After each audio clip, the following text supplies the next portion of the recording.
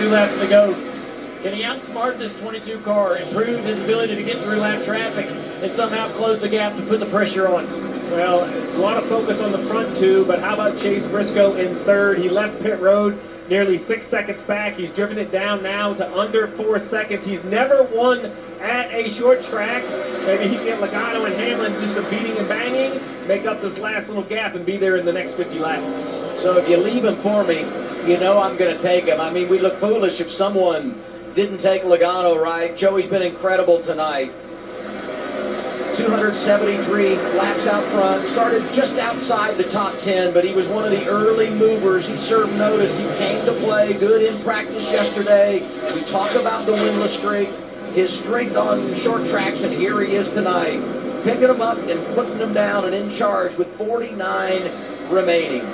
Waiting to see now if this 11 of Denny Hamlin is better now that they've moved off the bottom. They've moved off a little bit because of lap traffic, but will that 11 be able to carry that momentum? The 33 on newer tires, he just left pit road.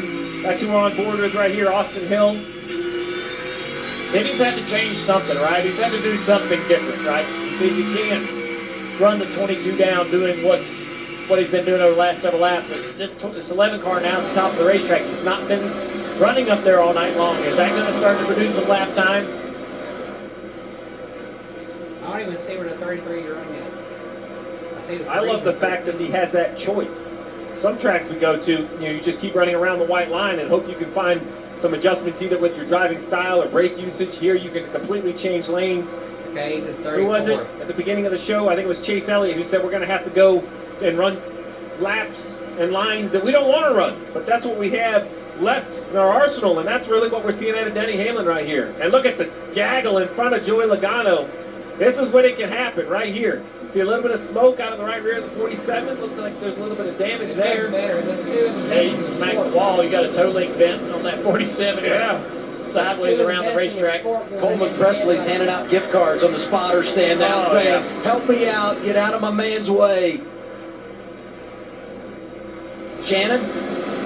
Yeah, and continuing to tell Joey Logano what happened to the 11 on that last run. He just said, this is where the 11 started to slip in that last long run, so let's watch to see if the 11 falls back or continues to move forward. Man, that's motivation at its best. Here's Coleman Presley right side of your screen. Buffer. 41 to hit 66. Consistently moving up off of 2. You know what I love about these two students of the game, and they're great friends, right? I mean, you talk about how good Coleman is. Coleman was Joey's best man, right? I mean, these two are connected at the hip and executing in this race late. Well, let's talk about it. So you see all the radios plugged in. He's talking, he's working, but look down here on the fence line. The spot probably knows what's at stake here. He's going to try to make this pass as hard as he can. So you drive across the nose of the 22 car, taking the line away. Then he better hurry up and take advantage of this. He wants a shot at this 22 car.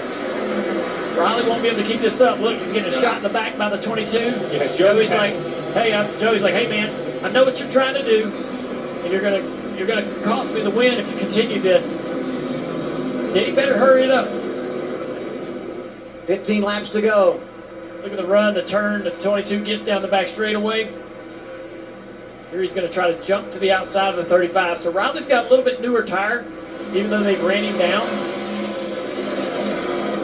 0.4 of a second that time by, and the traffic mounting for Logano. Man, that's all it took was just one lap car to aggravate this 22, and he's 0.3 back. Look, 35 drives down across the nose of the 22, taking his line away.